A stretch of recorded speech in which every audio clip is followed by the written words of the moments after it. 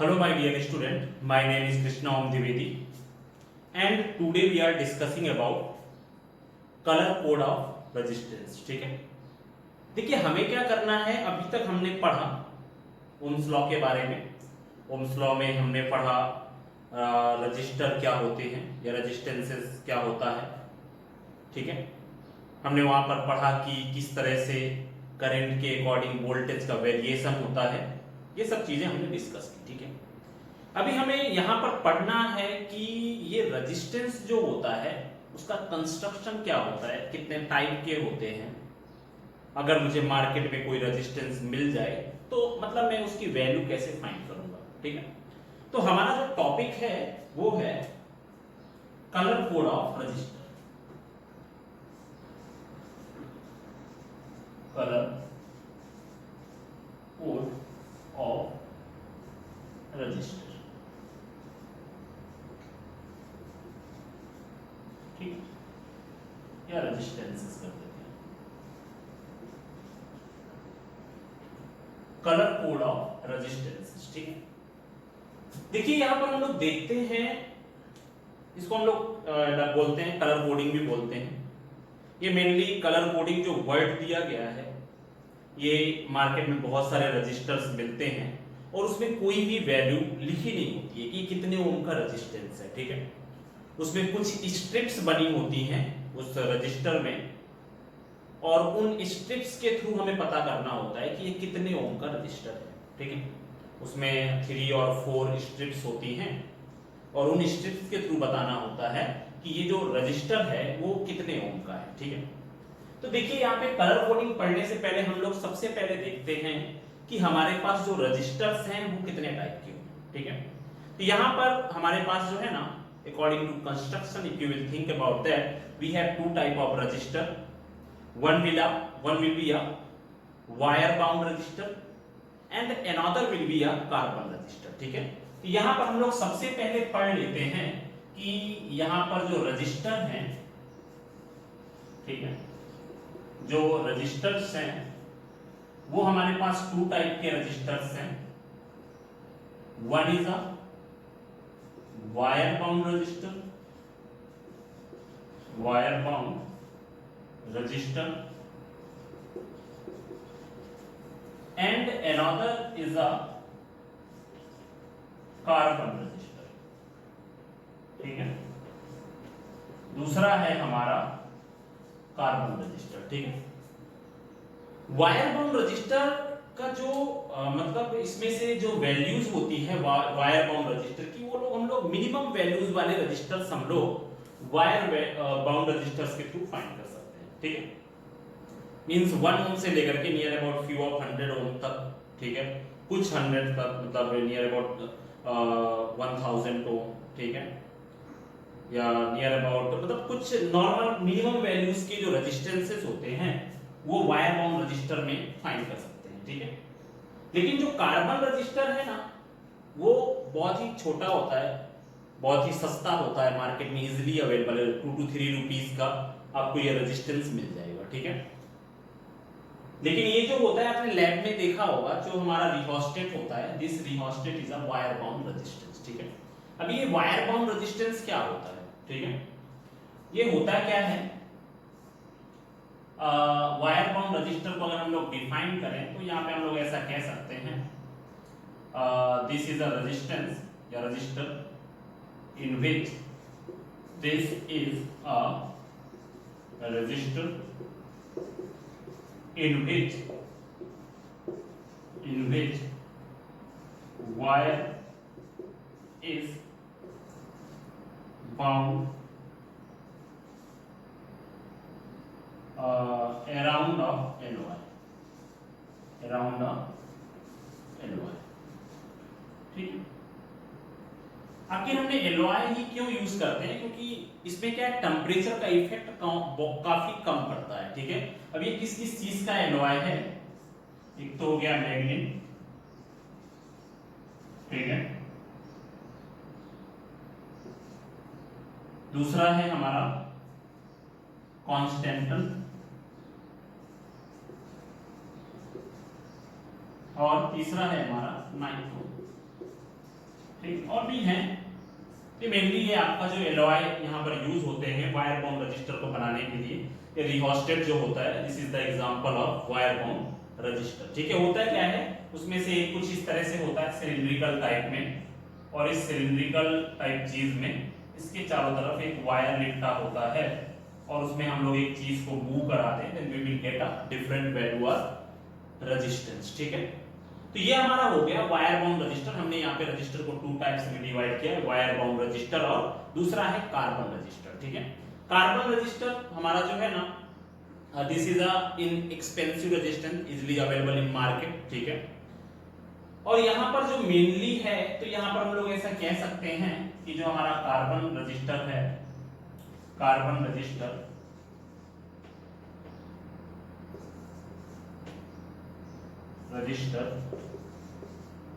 is compact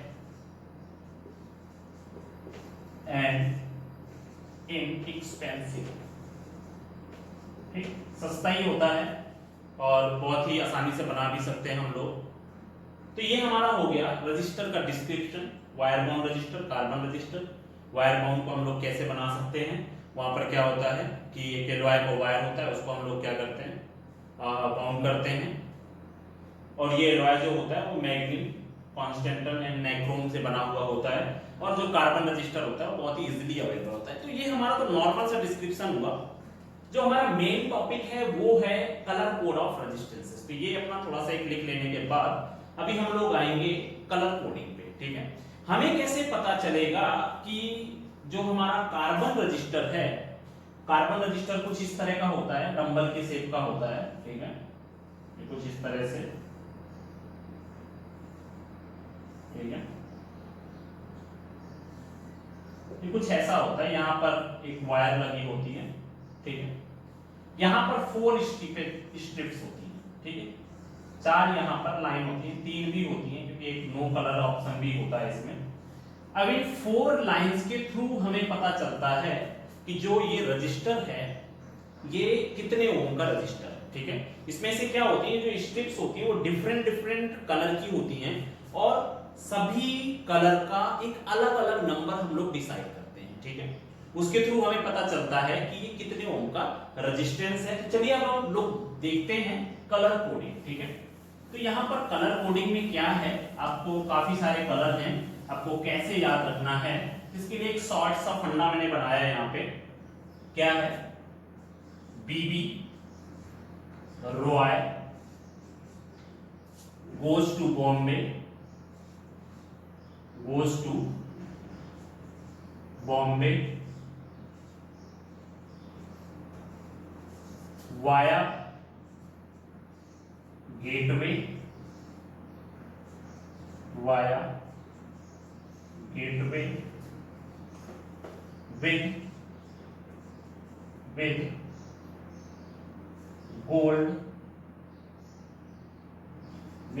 gold, silver. ठीक है, आगे इसमें आता है नो कलर आता है, पर इतना ये फॉर्मूला है, बीबी Roy goes to Bombay via gateway with gold and silver. ठीक है, यहां पर ये कुछ ऐसा है।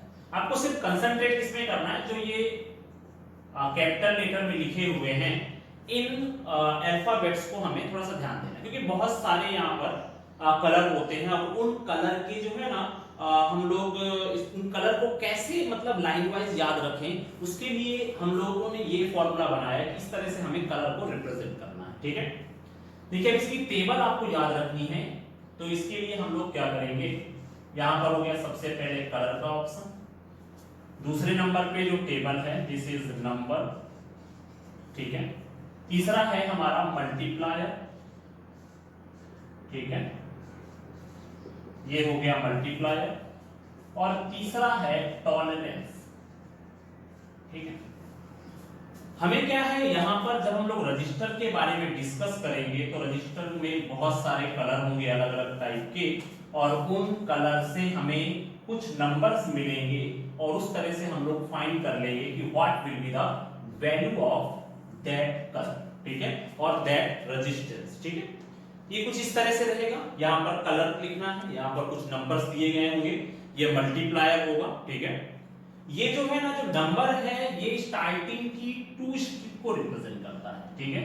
किसी भी रजिस्टर की जो है ना, जो स्टार्टिंग की 2 स्ट्रिप होती हैं वो नंबर के थ्रू रिप्रेजेंट की जाती हैं, ठीक है। दूसरी चीज जो मल्टीप्लायर है ये किसको रिप्रेजेंट करता है, ये 3rd स्ट्रिप को रिप्रेजेंट करता है। और जो टॉलरेंस है ये हमारी किसको रिप्रेजेंट करता है, ये हमारी 4th स्ट्रिप को रिप्रेजेंट करता है, ठीक है। चलिए यहां पर देखते हैं बीबी रॉय, ठीक है। बीबी मींस बी मतलब ब्लैक, ये याद रखना पड़ेगा। इस बी का मतलब क्या है, कौन ऊपर रहेगा कौन नीचे रहेगा। इस बी का मतलब ब्लैक, इस बी का मतलब ब्राउन, ठीक है। बीबी रॉय, आर मतलब रेड, गोज जी, जी मतलब यहां पर हो जाएगा goes to Bombay means green, ठीक है। To Bombay B means blue, via means violet, यहां पर हो जाएगा वायलेट, ठीक है। वाया गेटवे मींस ये जी और ये डब्ल्यू। जी मतलब हो जाएगा यहाँ पे, जी मतलब हो गया यहाँ पे ग्रे, और डब्ल्यू मतलब हो गया व्हाइट, ठीक है। इसके बाद में विद गोल्ड एंड सिल्वर, तो यहां पर अब जो अगला कलर होगा that is gold, another one is silver and last one is no colour, ठीक है। सबसे लास्ट में क्या होगा, कोई कलर नहीं है, तो वहां पे हमें कुछ चीजें कंसीडर करनी पड़ेंगी, ठीक है। यहां पे है बीबी Roy goes to Bombay via gateway with gold silver, ठीक है। तो यहां पे बी मतलब ब्लैक, ब्राउन, रेड, यहां पर green, blue, violet, grey, white, gold, silver and after that no colour, ठीक है। तो यहां पर हमारा हो जाएगा, ये कलर का आपको जो है ना क्रम पूरा याद रखना है, ठीक है। क्या इसका सीरियल रहेगा वो आपको याद रखना पड़ेगा। अगर आपने कहीं पर भी इसके सीरियल पे आपने मिसमैच किया तो आपका पूरा आंसर रॉन्ग हो जाएगा, ठीक है। तो आपको इस फॉर्मूले के थ्रू इसको लिख लेना है, ठीक है। आपको कोई और अच्छा मिलता है इसका फॉर्मूला तो आप अपने खुद से बना सकते हो। ये तो मेरा खुद का बनाया हुआ है, ठीक है। आप अपना देख सकते हो, बुक में भी कुछ अलग दिया हुआ है, वहां पर B B Roy goes to Great Britain something ऐसा दिया गया है, ठीक। तो अभी नंबर कहां से शुरू करते हैं, ब्लैक के आगे 0, brown 1, red 2, green 3, blue 4, violet 5, grey 6, white 7, gold 8 and silver 9, ठीक है। ये हमारा हो जाएगा, ठीक है। ये हुआ। इसके बाद में यहां पर मल्टीप्लायर है 10 to the power 0, 10 to the power 1, 10 to the power 2, 10 to the power 3, 10 to the power 4, 10 to the power 5, 10 to the power 6, 10 to the power 7, 10 to the power 8 and 10 to the power 9, ठीक। और ये जो आपका tolerance होता है ना, tolerance के लिए सिर्फ 3 स्ट्रिप लिस्ट आती है, ठीक है। अगर आपके रेजिस्टेंस में टॉलरेंस मींस उसका वेरिएशन होता है, ठीक है भाई, मतलब कोई भी वैल्यू आई उसमें से 5 कम या ज्यादा है, 10% कम या ज्यादा है, 20% कम या ज्यादा है, तो ऐसी वैल्यू को रिप्रेजेंट करने के लिए जो लास्ट में जो स्ट्रिप आती है that will be gold, silver और नो कलर, ठीक है। तो ये जो है आपका लास्ट वाला है, ये सिर्फ 3 स्ट्रिप्स में ही आता है, 5%, 10% एंड 20%, ठीक है। ये हमारी जो लास्ट की 3 स्ट्रिप्स हैं वो क्या रिप्रेजेंट करती हैं, टॉलरेंस को रिप्रेजेंट करती हैं, ठीक है, जो कि 5%, 10% और 20% है। तो ये हमें पूरी की पूरी टेबल लर्न रखनी है, लर्न करने में ज्यादा कोई प्रॉब्लम नहीं है। इस फॉर्मूले के थ्रू अगर आपने यहाँ पर ये कलर की सीरीज लर्न कर ली है तो आसानी से 0 to 9, 10 to the power 0 to 10 to the power 9 और लास्ट की 3 स्ट्रिप्स में हमें क्या दिखाना पड़ेगा, वो टॉलरेंस उसका दिखाना पड़ेगा, ठीक है। अभी अगर मान लो मैं एक एग्जांपल ले लेता हूं, फॉर एग्जांपल, ठीक है। मान लो मैंने कोई एक रजिस्टर लिया और उस रजिस्टर के रेजिस्टेंस की हमें वैल्यू फाइंड करनी है, तो कैसे फाइंड करेंगे वो हमें यहाँ पर देखना है, ठीक है। चलिए देखते हैं यहाँ पे, मान लो मेरे पास कोई एक रजिस्टर है, suppose we have a register, ये हमारे पास कोई एक रजिस्टर हुआ, ठीक है, ये हुआ, ठीक है, इसमें कुछ स्ट्रिप्स हैं, ये first strip, second strip, third strip and this is a fourth strip, ठीक है, ये हो गया। अब इनके कुछ ना कुछ डिफरेंट कलर होंगे, ठीक है, मान लेते हैं कुछ भी ले लेते हैं, यहाँ पर मैंने ले लिया पहली जो स्ट्रिप है, ये फर्स्ट स्ट्रिप जो है वो कौन से कलर की है, रेड कलर की, ये मान लेते हैं ब्लू कलर की है, ठीक है, ये मान लेते हैं यहाँ पर गोल्ड कलर की है, और यहाँ पर सिल्वर है, सिल्वर ले लो, नो कलर ले लो, कुछ भी ले लो, ठीक है, ये हमारा हो गया फोर्थ स्ट्रिप, ठीक है। लास्ट की स्ट्रिप में थ्री कलर्स ही होंगे, ठीक है, और अगर कोई दूसरा कलर रहता है उसमें से आपको वो वैल्यू 0 ही होगी, ठीक है। तो यहां पर देखो पहली रेड, इसका रेजिस्टेंस की वैल्यू कितनी हो जाएगी, इसके रेजिस्टेंस की जो वैल्यू होगी वो कितनी हो जाएगी, मैंने बताया कि जो फर्स्ट स्ट्रिप है वो है रेड, और रेड के आगे कौन सा नंबर है 2, तो मतलब सबसे पहला नंबर कौन सा रहेगा 2। Second strip is blue, blue के आगे कौन सा नंबर 4, तो यहां पर कितना हो जाएगा, इसके बाद नंबर आएगा 4।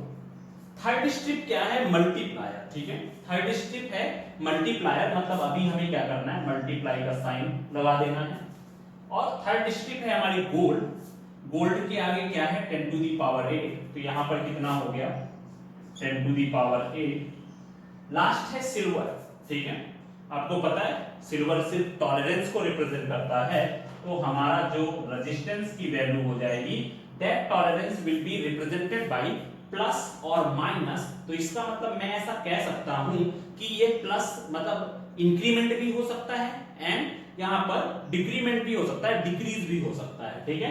तो ये आपका सिल्वर है, तो यहाँ पर कितना हुआ 10% आपका कम भी हो सकता है और 10% आपका ज्यादा भी हो सकता है, तो ये हमारा हो जाएगा colour coding, how we will get the values of register according to their colour. भाई आप जाओ मार्केट में, वहां पर रेजिस्टेंस खरीदो, आप भाई कोई आपके पास इलेक्ट्रिकल अप्लायंसेस है, आप उसको ओपन करिए, देखिए उसमें बहुत सारे रजिस्टर्स लगे होंगे, आप आसानी से एक दो कैलकुलेट कर सकते हो कि इसमें ये कितना ओम का रेजिस्टेंस यहाँ पर लगा हुआ है, ठीक है। तो ये हमारा हो गया टॉपिक कलर कोडिंग। तो चलिए अभी देखते हैं हम लोग नेक्स्ट टॉपिक, ठीक है। नेक्स्ट टॉपिक क्या है, नेक्स्ट टॉपिक है हमारा electrical energy and electrical power, ठीक है। नेक्स्ट टॉपिक है electrical energy and electrical power, electrical energy and electrical power, ठीक। ऐसा करते हैं, सबसे पहले इसको डिफाइन कर लेते हैं। डिफाइन करूं then we can say that electrical energy is the work done by the source of EMF to maintain the current on any circuit over a time interval, that is known as electrical energy, ठीक है। मतलब किसी भी EMF के source के through किसी भी circuit में करंट को मेंटेन करने में जितना भी आपका वर्क डन किया जाता है उसे ही हम लोग क्या कहते हैं, इलेक्ट्रिकल एनर्जी कहते हैं। मतलब कि मैंने क्या किया, we will use a battery, और उस बैटरी ने करंट को उस सर्किट में फ्लो कराने के लिए जितना भी वर्क डन किया, उसी वर्क डन को हम लोग क्या कहते हैं, इलेक्ट्रिकल एनर्जी बोलते हैं, ठीक है। उसके बाद है हमारा नेक्स्ट है इलेक्ट्रिकल पावर, आप आसानी से कह सकते हो the rate of that work done which is work done by the electrical source और that source of EMF to maintain the current on a circuit over a time interval, that is known as electrical power. Simple सी बात है, किसी भी EMF के source के द्वारा किसी भी सर्किट में कि करंट को मेंटेन करने में जितना भी वर्क डन किया जाता है उसको हम लोग क्या कहते हैं, इलेक्ट्रिकल एनर्जी कहते हैं। And the rate of that work done is known as a electrical power. ठीक है, means P is equal to W/T, और यहां पर जो भी आपका वर्क डन आएगा वो हमें यहां पर फाइंड करना है। ठीक है, तो सबसे पहले तो हम लोग इनकी डेफिनेशन लिख लेते हैं। इलेक्ट्रिकल एनर्जी की डेफिनेशन क्या हो जाएगी, यहां पर इलेक्ट्रिकल एनर्जी को डिफाइन कर लेते हैं, उसके बाद हम लोग इसको समझेंगे। ठीक है, electrical energy is the work done, is the work done by a source of EMF, source of EMF, ठीक है, by a source of EMF to in maintenance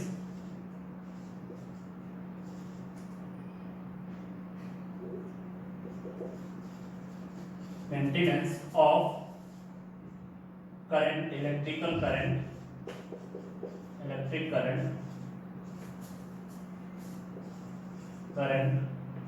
on a circuit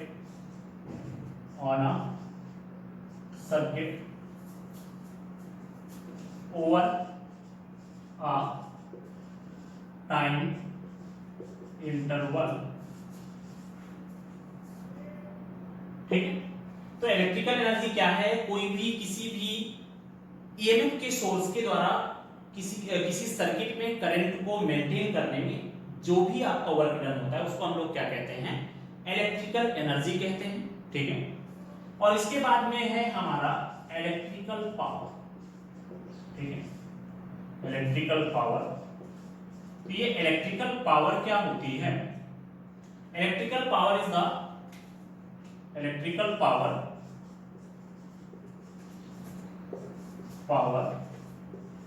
is the rate of work done by a source of EMF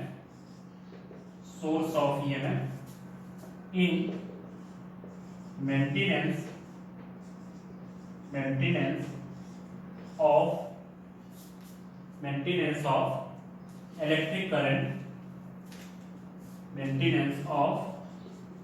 electric current on a circuit। ठीक है, तो ये हमारा हो गया electrical power. ठीक है, नॉर्मल सा है, P is equal to W/T होता है, आपने इलेक्ट्रिकल एनर्जी के बारे में पढ़ा हुआ है, ये अभी हमें देखना है। ठीक है, ये हमारी डेफिनेशंस हो गई, इनको लिख लेना। अभी हम लोग इसके जो कॉन्सेप्ट हैं वो समझते हैं।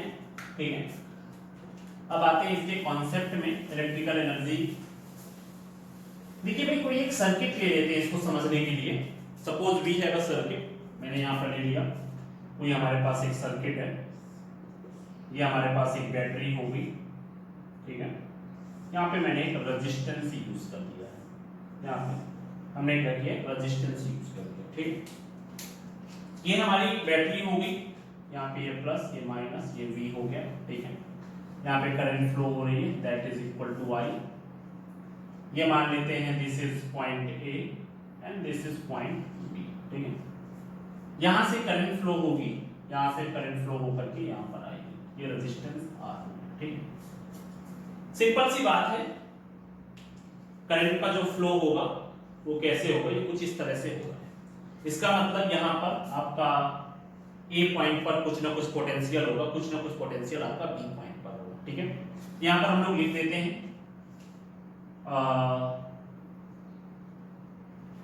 Suppose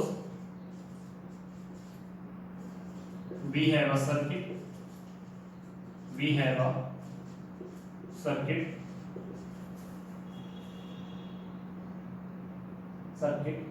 in which potential at point A is VA and at point B is VB। ठीक है। यहां पर मैंने देखा कि ए पॉइंट पर जो पोटेंशियल है वो आपका VA हो गया और बी पॉइंट पर पोटेंशियल है वो VB हो गया, क्योंकि आपको पता है यहाँ पे कि you think about a series circuit, तो होता क्या है यहाँ पर सीरीज सर्किट में जो करंट होती है, current will be always same. आप किसी भी पॉइंट पर पोटेंशियल फाइंड करो, you will get different potential here, you will get different potential here, you will get different potential here, you will get different potential every point, ठीक है, you will get a different potential, ठीक है। तो यहां पर अगर मैं देखूं ना तो ए पॉइंट पर हायर पोटेंशियल होगा, बी पॉइंट पर लोअर पोटेंशियल होगा, उसका रीजन भी आपको पता है। यहां पर क्या होगा, इलेक्ट्रिक फील्ड की जो डायरेक्शन होगी वो इस साइड पे होगी और आपकी जो करंट की चार्ज के फ्लो होने की डायरेक्शन वो क्या होगी, बी से ए पे होगी, ठीक है। और यहां पे आपको ये भी पता है where VA is greater than that of BB, ठीक। तो आखिर इस A और B के बीच में पोटेंशियल डिफरेंस कितना होगा, देन पोटेंशियल डिफरेंस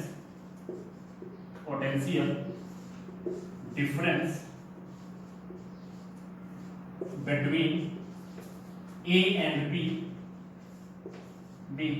is, तो यहां पर आपका जो पोटेंशियल डिफरेंस हो गया दैट इज डेल V और B से इसी से भी रिप्रेजेंट कर सकते हो, that is equal to VA minus BB, ठीक है, हायर पोटेंशियल माइनस में लोअर पोटेंशियल, ठीक है। ये हमारा हो गया पोटेंशियल डिफरेंस। अभी हमें क्या करना है, अगर आप यहाँ पे सर्किट देखो, करंट का फ्लो हो रहा है, अगर मैं यहाँ पर देखूं तो जो चार्ज का फ्लो होगा, ठीक है, चार्ज का फ्लो यहाँ पे B से A पे होता है, ठीक है, या यहां पर हायर से लोअर पे, ये हायर पोटेंशियल हुआ, ये लोअर पोटेंशियल हुआ, तो यहां पर अगर आप ए पॉइंट से बी पॉइंट पर चार्ज को लेकर के जाते हो या बी पॉइंट से ए पॉइंट पर चार्ज को लेकर के जाते हो तो आपको कुछ ना कुछ वर्क करना पड़ेगा, ठीक है। तो यहां पर आपको पता है कि जब बी से ए पे लेकर के जाओगे तो यहां पर आपका जो वर्क डन होगा वो क्या होगा, मतलब इलेक्ट्रिक फील्ड की अपोजिट डायरेक्शन में होगा। तो यहां पर अभी हम लोग देखते हैं now potential energy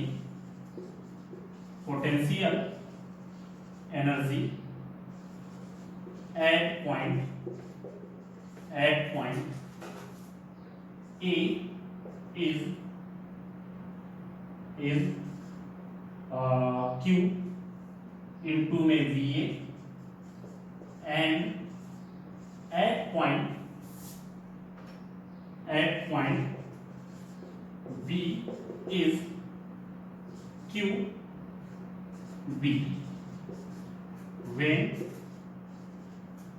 when charge is flowing from A to B, ठीक है।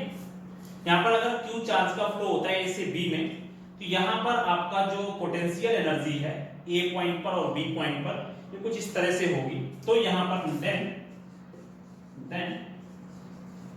चेंज इन पोटेंशियल एनर्जी,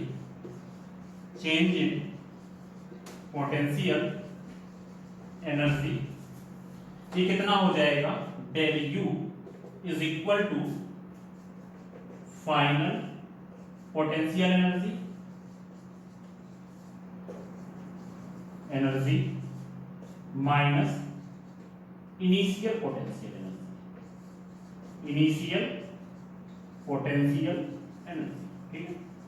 यहां पर अगर हम लोग देखें तो जब हमारा चार्ज ए से बी पे गया, मैंने देखा ए और बी के बीच का potential difference VA minus BB है, और जब ए से बी पर चार्ज गया तो यहां पर पोटेंशियल एनर्जी में क्या डिफरेंसेस हुए, ठीक है।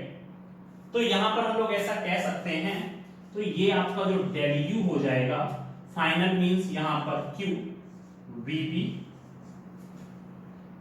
माइनस में Q VA हो जाएगा, ठीक है, ये हमारा हो जाएगा, ओके।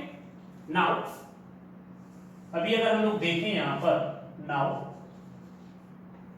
आपको पता है यहां पर हो जाएगा डेल U, Q कॉमन लिया हमने, यहां पर VB माइनस में VA, ठीक है। यहां पर जो डेल U हो गया, डेल U Q मैंने कॉमन ले लिया, VB माइनस में VA आ गया। आपको पता है VA minus VB is equal to V है, ठीक है। तो यहां पर हमारे पास कितना हो जाएगा, del U is equal to Q, और V की जो वैल्यू हो जाएगी वो किस में हो जाएगी, माइनस में। तो ये हमारे पास कितना हो जाएगा, that is equal to V, ठीक है। And now current due to the flow of Q charge, तो करंट कितनी हो जाएगी भाई, ठीक है। I is equal to Q by में डेल T, तो Q की वैल्यू कितनी हो गई यहाँ पर, I इंटू में डेल T हो जाएगी, ठीक है। स्टार्टिंग से देखते हैं एक बार पूरा। यहाँ पर अगर आप देखो वी हैव अ सर्किट, ठीक है। हमें यहाँ पर फाइंड क्या करना है कि इलेक्ट्रिकल एनर्जी क्या होगी, कुछ चीजें फाइंड करनी है। A से B पर जब चार्ज जाता है तो मुझे A से B पर चार्ज को लेकर के जाने के लिए कितना वर्क डन करना पड़ा, ये चीज फाइंड करनी पड़ेगी, ठीक है।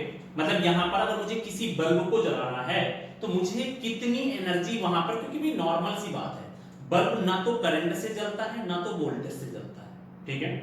बल्ब किससे जलता है, बल्ब इलेक्ट्रिकल एनर्जी का यूज करता है, ठीक है। उस क्या करता है, जो उसके अंदर इलेक्ट्रिकल एनर्जी जाती है उस इलेक्ट्रिकल एनर्जी को वो लाइट के फॉर्म में कन्वर्ट करता है, ठीक है।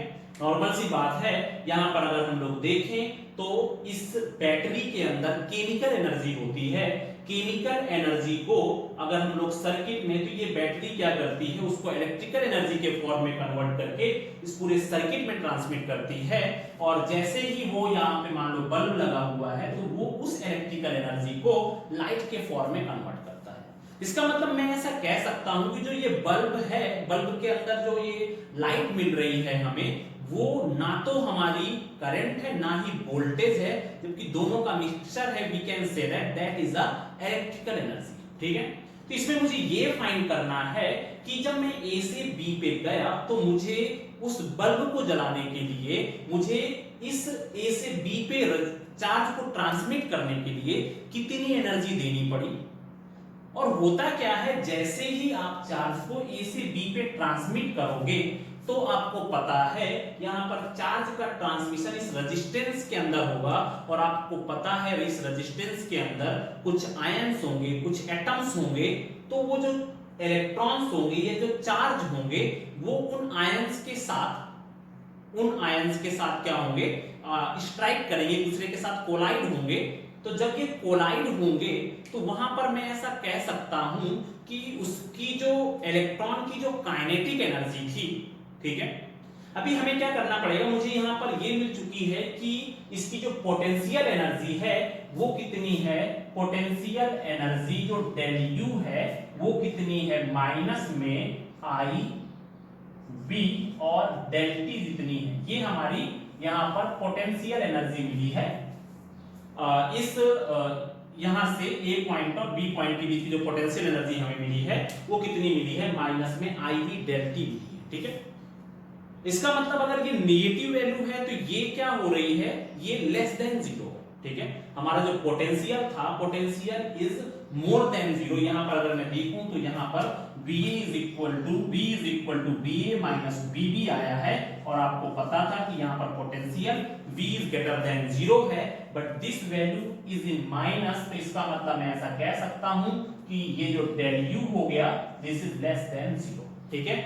इसका मतलब कि जब हमारा यहां पर चार्ज का ट्रांसमिशन हुआ है, इसकी पोटेंशियल एनर्जी कम हुई है, और अगर पोटेंशियल एनर्जी कम हुई होगी तो 100% उस चार्ज की काइनेटिक एनर्जी बढ़ी होगी, ठीक है। अब अगर चार्ज की काइनेटिक एनर्जी बढ़ी होगी तो वो काइनेटिक एनर्जी कितनी होगी, ठीक है। चलिए देखते हैं, यहां पर ये अपना लिख लीजिएगा। नॉर्मली हमने देखा है कि हमारे पास एक सर्किट है, सर्किट में A से B पे चार्ज को लेकर के जा रहे हैं, तो इस A और B के बीच का जो पोटेंशियल डिफरेंस है that is BA minus BB, जो कि B की वैल्यू ग्रेटर देन जीरो है, because BA is greater then BB, ठीक है। अभी मैंने देखा कि भाई A पॉइंट पर कुछ पोटेंशियल एनर्जी है, B पॉइंट पर कुछ पोटेंशियल एनर्जी है। अगर मैं दोनों ही एनर्जी का डिफरेंस फाइंड करता हूं, then that difference is equal to minus IB del T, and that value is less than 0, zero, और अगर ये वैल्यू लेस देन जीरो होगी इसका मतलब पोटेंशियल एनर्जी कम हुई है, तो 100% उसकी काइनेटिक एनर्जी बढ़ेगी। तो इसका मतलब मैं कह सकता हूं कि ये काइनेटिक एनर्जी कितनी होगी वो हमें यहां पर अभी पता करना है, ठीक है। What will be the value of kinetic energy, ठीक है। नाउ भाई यहां पर आपने देखा कि दिस पोटेंशियल एनर्जी नेगेटिव, ठीक है, इसका मतलब पोटेंशियल एनर्जी कम हुई, तो now kinetic energy of charge, kinetic energy of charge, ठीक है।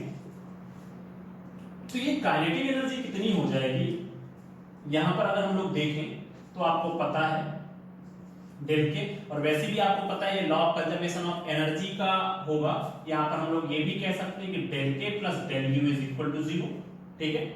भाई कहीं पर भी यहां पर क्या है, जो लॉ ऑफ कंजर्वेशन चार्ज है वो आपका चेंज तो नहीं होता है, ठीक है। यहां पर जो चार्ज यहां रहेगा वही चार्ज यहां पर रहेगा। भाई करंट में तो कोई चेंजेस नहीं होता है, इसमें जो भी चेंजेस होगा पोटेंशियल में चेंजेस होगा, यहां पर पोटेंशियल डिफरेंट, यहां पर पोटेंशियल डिफरेंट, ठीक है।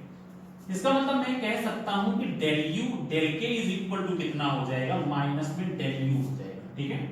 अब यहां पर कितना हुआ, del K is equal to minus, और डेल यू की वैल्यू कितनी है, माइनस में आई वी इंटू में कितना हो जाएगा, डेल टी हो जाएगा, ठीक है।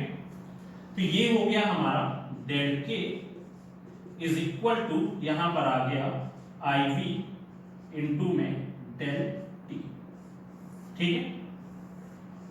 ये हो गई हमारी काइनेटिक एनर्जी, ठीक है। अब ये जो काइनेटिक एनर्जी होगी, this kinetic energy will be store as a work done, ठीक है। तो यहां पर हमारे पास जो काइनेटिक एनर्जी आई, अब देखो होता क्या है कि जब ये चार्ज ए पॉइंट से बी पॉइंट पे ट्रांसमिट होगा, इस काइनेटिक एनर्जी के साथ ट्रांसमिट होगा, और आपको पता है कि इस चार्ज के इस रजिस्टर के अंदर पहले से ही आयंस और एटम्स हैं, ठीक है। जब वो आयंस और एटम्स हैं तो 100% उन एटम्स के साथ, उन आयंस के साथ वो इलेक्ट्रॉन कोलाइड करेगा, और जैसे ही वो कोलाइड करेगा तो उन इलेक्ट्रॉन्स के अंदर की जो काइनेटिक एनर्जी है, ये काइनेटिक एनर्जी है, वो पूरी की पूरी काइनेटिक एनर्जी वो किसको दे देंगे, उस रजिस्टर के अंदर के या उस कंडक्टर के अंदर के आयंस को दे देंगे, जिससे कि आयंस जो होंगे वो वाइब्रेट करने लगेंगे, ठीक है। और जब ये वाइब्रेट करने लगेंगे तो कहीं ना कहीं जो इलेक्ट्रॉन्स कंटिन्यूअसली मूव कर रहा था, एक्सेलरेट हो रहा था, अब वो कंटिन्यूअसली एक्सेलरेट ना होकर के अब वो क्या करेगा, ड्रिफ्ट वेलोसिटी करेगा, ठीक है। जिससे कि क्या होगी, यहां पर इसका टेम्परेचर बढ़ेगा, तो यहां पर कुछ ना कुछ एनर्जी आपकी हीट एनर्जी के फॉर्म में कन्वर्ट हो जाएगी, ठीक है। तो अभी हमें ये फाइंड करना है कि वो जो हीट एनर्जी होती है वो कितनी होती है, यहां पर देख सकते हैं। तो भाई आपको पता है यहां पर del K is equal to I V del T हो गया, ठीक है। Now after the collision of charge with ions, ठीक है, आयंस के साथ जब इसका कोलिजन होगा, देन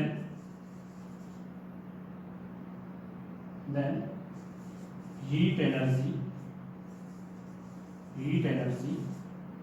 प्रोड्यूस, ठीक है।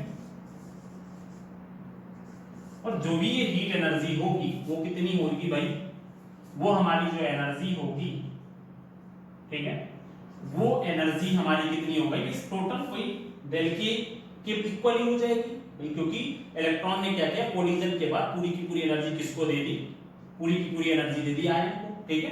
तो यहां पर कितना हो गया, that is equal to IV into में कितना हो जाएगा, डेल, ठीक है। ये हमारी हो गई हीट एनर्जी, ठीक है। अभी मुझे यहाँ पे फाइंड करना है इलेक्ट्रिकल पावर, ठीक है। इसी को मैं क्या कह सकता हूं, ये भी आपको वर्क डन हो गया। नाउ इलेक्ट्रिकल पावर आपको पता है P इज इक्वल टू कितना होता है, W बाई डेल टी, ठीक है। And this is also the work done, W is equal to del K भी कर सकते हो, ठीक है। यहाँ पर आप ऐसे कह सकते हो W is equal to del के, तो यहाँ पर P इज इक्वल टू कितना हो जाएगा, IV डेल टी बाई में डेल टी, तो यहाँ पर P इज इक्वल टू कितना बचेगा, I भी बचेगा। ठीक है, तो ये हमारी हो गई इलेक्ट्रिकल एनर्जी जो किसी भी चार्ज को A से B पॉइंट पर ले जाने में कितनी पावर लगती है, तो इस पावर को हम लोग क्या कहते हैं, that is represented by IV।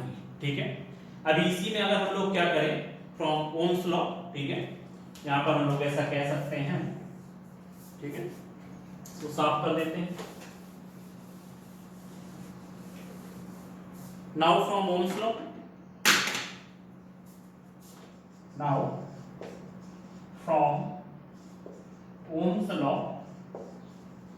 ठीक है, आपको पता है V is equal to I R, V की जगह पे क्या रख देते हैं, आई आर रख देते हैं, देन यहां पर कितना हो जाएगा, P is equal to I square R. ठीक है, ये हमारा हो गई पावर। इसमें से जब ये पावर आपका, जब मतलब ये चार्ज है A से B पे ट्रांसमिट होगा, तो उसमें से कितनी पावर आपकी हीट के फॉर्म में कन्वर्ट होगी, तो वो पावर कितनी हो जाएगी, that is equal to I square R. ठीक है, हमने क्या किया, A से B पर ट्रांसमिशन के लिए हमने टोटल पावर कितनी दी, IB जितनी दी। ठीक है, अब ये आगे ट्रांसमिट हुई तो उसमें रेजिस्टेंस की वजह से जो हमारा, ये हमारी क्या कहलाती है, this one is known as dissipated power. ठीक है, this is known as a dissipated power. ठीक है, आप चाहो तो इसको और भी डिफरेंट फॉर्म में रिप्रेजेंट कर सकते हो। आपको पता है यहाँ पे कि I इज इक्वल टू कितना हो जाएगा, V बाई आर, तो P की जगह पे कितना हो जाएगा, V स्क्वायर बाई में R स्क्वायर इनटू R, तो P इज इक्वल टू कितना हो जाएगा, V स्क्वायर बाई में R। ठीक है, तो ये हमारा हो गया power dissipated in a circuit. ठीक है, ये हमारी क्या थी, जो हमने एनर्जी दी, ठीक है, या जो पावर हमने स्टार्टिंग में दी, ये आपकी P is equal to V I हो गई, और यहाँ पर ये P is equal to V square by में R हो गया। तो ये हमारा था इलेक्ट्रिकल एनर्जी और इलेक्ट्रिकल पावर का डिस्क्रिप्शन। नॉर्मल सा है, स्टार्टिंग में इलेक्ट्रोस्टैटिक पोटेंशियल फाइंड किया दोनों पॉइंट के बीच में।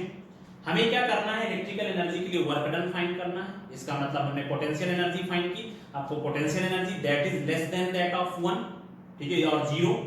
इसके बाद हमने काइनेटिक एनर्जी ली, भाई इलेक्ट्रॉन फ्लो हो रहा है तो काइनेटिक एनर्जी, इसका मतलब काइनेटिक एनर्जी कितनी आई, IV del T, and that is equal to electrical energy. और यही क्या है, हमारी इलेक्ट्रिकल एनर्जी है। और आफ्टर द कोलिजन इन्होंने क्या किया, इलेक्ट्रॉन्स ने ड्रिफ्ट वेलोसिटी के थ्रू ड्रिफ्ट वेलोसिटी परफॉर्म की, और वो क्या हो गए, आयंस के साथ टकराए, तो अपनी एनर्जी पूरी किसको दे दी, उन आयंस को दी, that is equal to IV del T. तो वो कितनी हीट एनर्जी प्रोड्यूस करेंगे, वो आपकी जो है ना, इतनी एनर्जी उनके पास थी जब वो ट्रांसमिट हो रहे थे, और ये जो एनर्जी है वो क्या हो गई, टोटली एनर्जी जो हीट के फॉर्म में कन्वर्ट हो गई, वो कितनी हो गई, IV डेल टी हो गई। ठीक है, अभी मुझे इलेक्ट्रिकल पावर फाइंड करना, P is equal to W by del T, P is equal to VI। ये हमारी क्या है, पावर जनरेटेड हो गई, और ये हमारी क्या हो गई, डिसिपेटेड पावर हो गई। ठीक है, अभी अगर आपको फाइंड करना है कि भाई हमारे पास कितनी पावर बची, तो आप क्या कर सकते हो, सबट्रैक्ट करके फाइंड कर सकते हो। ठीक है, अभी इसमें हमें क्या फाइंड करना है कि इसमें से what will be the unit of power, what will be the unit of electrical energy, या 10th में भी पढ़ चुके हो। ठीक है, इसमें अगर हम लोग देखें यूनिट ऑफ, वो तो आपको पता ही है इलेक्ट्रिकल एनर्जी की यूनिट, यहां पर हो गया हमारा unit of electrical power is what. ठीक है, ये हमारी इलेक्ट्रिकल पावर की जो यूनिट होती है वो कितनी होती है, वाट होती है। इसमें हम लोग ये भी कह सकते हैं 1 kilowatt is equal to 10 to the power 3 watt. ठीक है, 1 मेगावाट इज इक्वल टू कितना हो जाएगा, 10 टू द पावर में 6 वाट। ठीक है, और यहां पर एक और यूनिट होती है इलेक्ट्रिकल एनर्जी की, जिसको हम लोग क्या बोलते हैं, मेनली कई जगह पे इस तरह से क्वेश्चन पूछे जाते हैं कि 1 kilowatt hour is equal to कितना होता है। ठीक है, यहाँ पे नॉर्मली हम लोग ऐसा कह सकते हैं, आपको पता है P इज इक्वल टू कितना होता है, W बाई टी। ठीक है, यहां पर कितना हुआ, W is equal to P into T, P into में T। ठीक है, अभी मैं यहां पर ऐसा कह सकता हूं कि अगर मैं किसी भी 1000 किलोवाट के बल्ब को, ठीक है, यहां पर मैंने क्या किया, मतलब 1 किलोवाट के बल्ब को, कितने किलोवाट के, 1 किलोवाट के बल्ब को, और यहां पर 1 आवर, ठीक है। अगर हम लोग 1 किलोवाट पावर वाले किसी बल्ब को 1 आवर तक जलाते हैं तो हमें कितनी एनर्जी यहां पर प्रोड्यूस होगी 1 किलोवाट में, 1000 वाट, और इसके बाद में आवर में 3600 सेकेंड, ठीक। इसमें से कितना हो जाएगा, ये जो आपकी इलेक्ट्रिकल जो एनर्जी प्रोड्यूस होने वाली है, that is equal to W is equal to कितना हो जाएगा 36, ठीक है। इसका मतलब यहां पर जो इलेक्ट्रिकल एनर्जी W होगी that is equal to 3.6 into में 10 टू द पावर में 6 जूल जितनी एनर्जी प्रोड्यूस होगी, ठीक है। मतलब कि यहां पर अगर आप 1 किलोवाट जितने बल्ब को 1 आवर तक जलाते हो तो यहां पर 3.6 into 10 to the power 6 joule जितनी एनर्जी लगेगी, ठीक है। इसी को हम लोग क्या बोलते हैं, that is known as 1 unit, ठीक है। इसका मतलब मैं ऐसा कह सकता हूं कि 1 kilowatt hour is equal to 3.6 into में 10 to the power 6 joule is equal to, इसी को हम लोग क्या बोलते हैं, ए 1 यूनिट, ठीक है। ये हमारा सबसे ज्यादा मेन जो पूछा जाता है, ठीक है। ये हमारा हो गया electrical energy and electrical power का लेक्चर। Okay, thank you.